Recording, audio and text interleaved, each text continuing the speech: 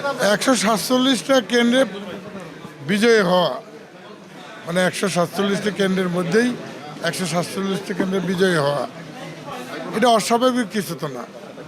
এটা আমাদের প্রিয় দল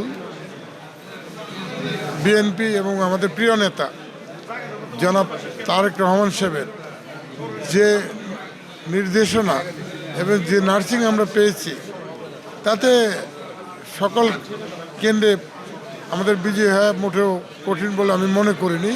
এবং আমি এটা গতকালকেও আমি আমার প্রিয় চেয়ারম্যান মহোদয়কে তার পিএসের মাধ্যমে আমি অবগত করেছি যে ইনশাল্লাহ আমার 147টা কেন্দ্র থেকে আমি বিজয়ী হব।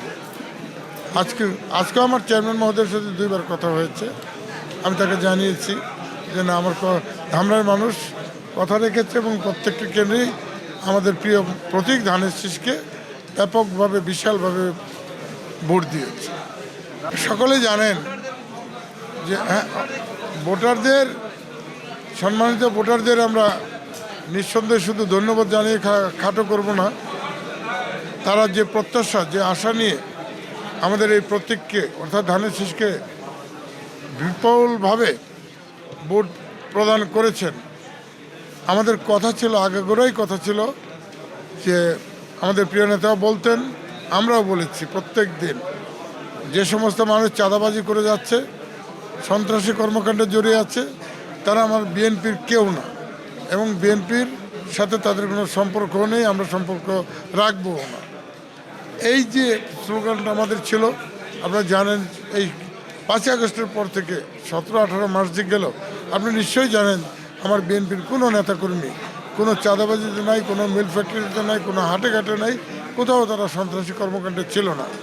এটার উপরেই আমার জনগণের একটা বিশাল আস্থা ছিল এবং আমার নির্বাচনটা ছিল এই একটা কথার উপরেই, সেটি হচ্ছে এই যে সন্ত্রাস চাঁদাবাজকে দূর করতে হলে আমাদের ঐক্যবদ্ধও থাকতে হবে এবং আমার সম্মানিত ভোটারদের ধারণা, বিশ্বাস জন্মেছে যে না, অবশ্যই আমরা যদি তবে সেকে ভোট দিই ধানের শীষে, তাহলে আমাদের প্রত্যাশা পূরণ হবে, একটা সুন্দর ধামরাই গঠিত হবে, একটা নিরাপদ ধামরাই থাকবে।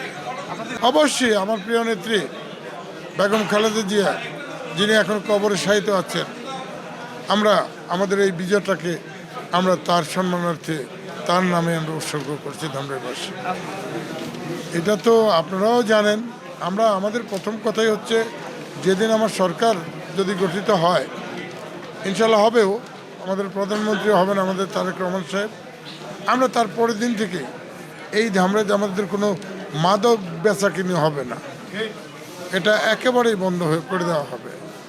দ্বিতীয়টা হচ্ছে যে আমরা তার পরের কাজগুলোই, আপনারা জানেন আমাদের 31 দফা আছে, আমাদের 8টি দফা অত্যন্ত গুরুত্বপূর্ণ আছে, যে ফ্যামিলি কার্ড, কৃষক কার্ড থেকে শুরু করে স্বাস্থ্য কার্ড এগুলি নিয়ে আমরা এগিয়ে যাব।